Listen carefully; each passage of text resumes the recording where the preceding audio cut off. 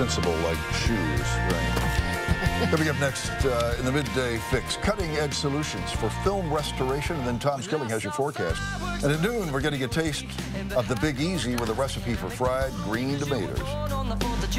Freedom ring, well, something on the surface, it stinks. I see something on the surface, well, it kind of makes me nervous to say.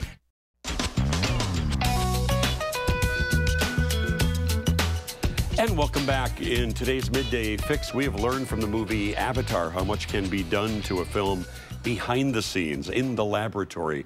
Today, how do poor quality images in film and video get restored so they look as good as new? Sean McKee is from IVC Digital Film Center, one of the largest film centers in the world, film restoration centers in the world, working on doing all of that magic. Sean, welcome. It's good to have you here with us today. Thank you. It's great to be back here. Do you think that, I mean, I think more and more people are interested in the digital world of film now, once they've seen Avatar and they've seen what can be created out of thin air?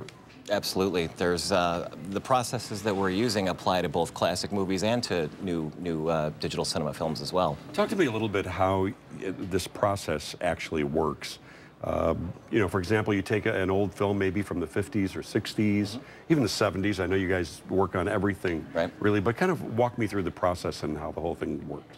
Well, basically, we start with scanning the film. It gets scanned into digital files on a computer, and then you go through and you can get rid of, the dirt, scratches, things like that. With modern digital films, if you're shooting with some cameras in low lights, in dark areas, you might see some noise, or, the average person calls it snow, some noise that needs to be taken out to make it crystal clear and sharp, as with Avatar and other, digital films as well. Yeah, so your computer system then is looking for the snow, looking for the scratches, looking for colors that may not be as vivid and as sharp as they once were originally, or in many cases may not have ever been that sharp and vivid, right? And color is a major thing too, because with the old film, the dye on the film, the color dyes will fade, and you need to bring that back. And so we try to bring it back to look as natural as possible from the way it looked back then, on its original release. You guys have worked on films that people know. Let's take a look at some of the examples. I think Planet of the Apes is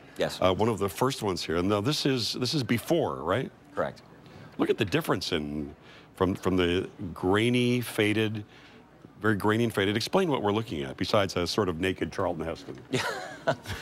Yeah, these were scanned from negative, and the color correction was performed on. You can see it's faded, very faded from the transfer.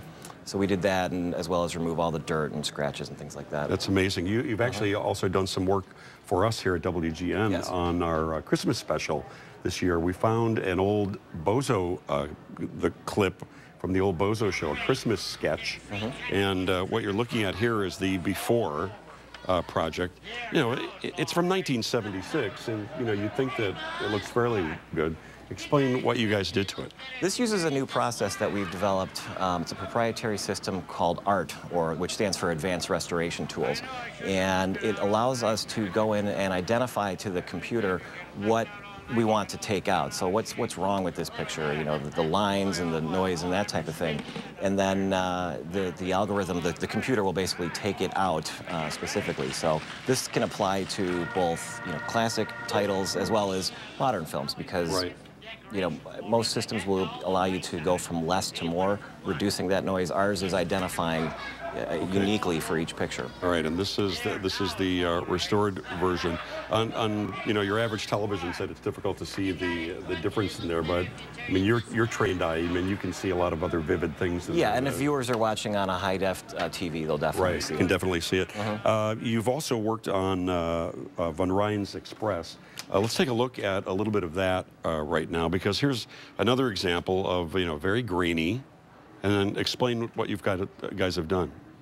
Well, this film is considered one of Sinatra's best performances, and in that particular scene, we get rid of the real changes.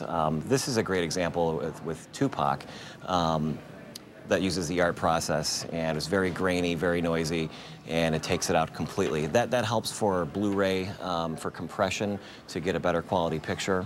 Okay, if people want to learn more about this, is there a way of contacting you in Burbank at the IVC Digital Film Center? Yeah, the website is ivchd.com, or the phone number is 818-569-4949.